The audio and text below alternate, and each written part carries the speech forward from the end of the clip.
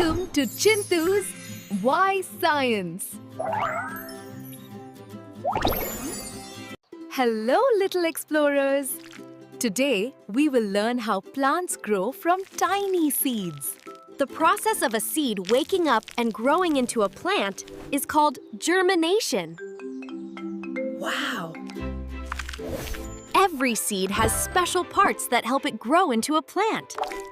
Let's look inside. The seed coat is the hard shell. It protects the baby plant inside. It's like armor for the baby plant, strong and protective. The embryo is the baby plant.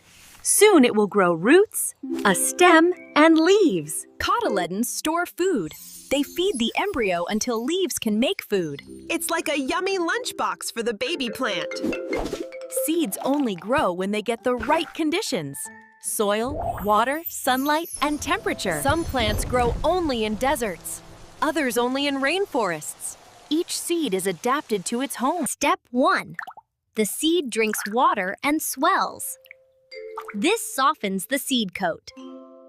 The root breaks out first. It anchors the plant and drinks water from the soil. Look, the root digs down to drink water. Next comes the shoot. It grows upward to find sunlight.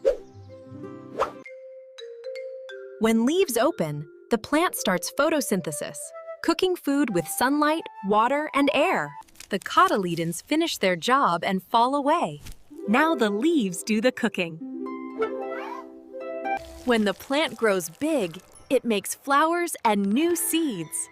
And the cycle begins again. Scientists found seeds in Siberia that were 32,000 years old, and they still grew into plants. Let's see if you remember what we learned. Quiz time! Which part comes out first from a seed, root or shoot? Comment your answer.